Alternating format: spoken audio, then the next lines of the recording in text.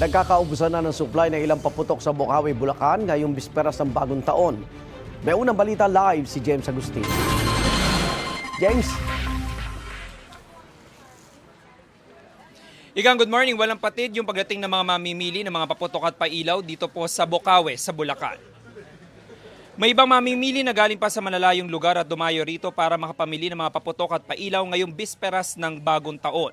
Tradisyon para sa marami, kasabay ng paniniwala na pantaboy daw ito ng malas at pampaswerte sa pagpasok ng 2026. Ubos na ang supply ng ilang paputok gaya ng sawa, Roman candle at quitis. Wala na rin supply ang ilang uri ng fountain.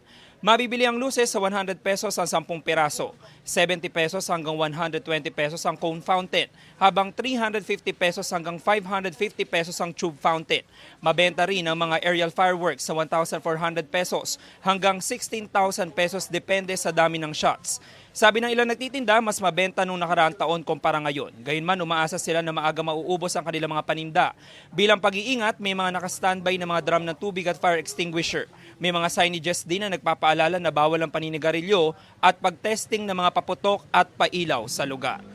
Samantala, ngayong umaga, ikita natin ay marami na nga mamimili dito. Mas marami kaninang madaling araw at hilera po yung mga tindahan dito ng mga paputok at pailaw. Inuubos na lang daw po yung mga supply ayon doon sa mga nagtitinda at posibleng mangyari yan mamayang tanghali hanggang hapon at magsasara na po yung mga tindahan dito dahil nito mga nakaraang araw ay 24 oras po silang bukas sa dami at dagsa ng mga mamimili dito sa Bocaue, Bulacan. Yan ang unang balita mula po rito sa Bulacan. Ako po si James Agustin para sa GMA Integrated News. Igan, mauna ka sa mga balita, mag-subscribe na sa GMA Integrated News sa YouTube para sa iba't ibang ulat sa ating bansa.